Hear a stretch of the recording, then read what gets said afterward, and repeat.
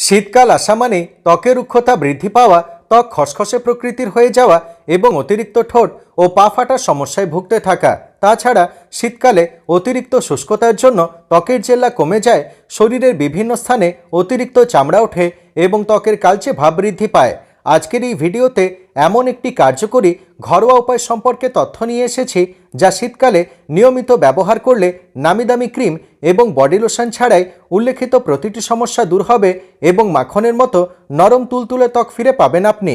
ভেজলিনের সঙ্গে কি মেশালে শীতকালে ত্বকের জেল্লা বৃদ্ধি পাবে এবং ত্বকের রুক্ষতা ও কালচে ভাব দূর হবে, সেই সব বিষয় সম্পর্কে জানার জন্য ভিডিওটি অবশ্যই শেষ পর্যন্ত দেখুন। ভেজলিন একটি বিশেষ ধরনের পেট্রোলিয়াম জেলি, যা ত্বকের আর্দ্রতা ও নরম ভাব বজায় রাখে এবং শুষ্ক ঠান্ডা হাওয়া থেকে ত্বককে সুরক্ষা প্রদান করে। ভেজলিন ঠোঁট ও পা ফাটার সমস্যায় ম্যাজিকের মতো কাজ করে এবং রুক্ষতার জন্য অতিরিক্ত চামড়া ফেটে যাওয়া ও চামড়া ওঠার সমস্যা দূর করে। এবার এই ভেজলিনের কার্যকারিতা বাড়াতে তার মধ্যে মেশাতে হবে vitamin E capsule. Vitamin E capsule একটি আল্ট্রাহাইড্রেটিং উপাদান রূপে কাজ করে ত্বকের আর্দ্রতা ধরে রাখে এবং শুষ্কতার জন্য ঘন ঘন ত্বক ফেটে যাওয়ার সমস্যা দূর করে।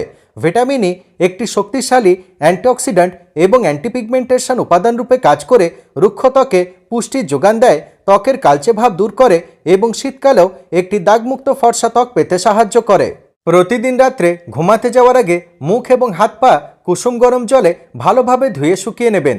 এরপর পরিমাণ মতো ভেসলিনে 1 থেকে 2 ভিটামিন ই ক্যাপসুল মিশিয়ে সমস্যার স্থানে ভালোভাবে মালিশ করে ঘুমিয়ে পড়বেন।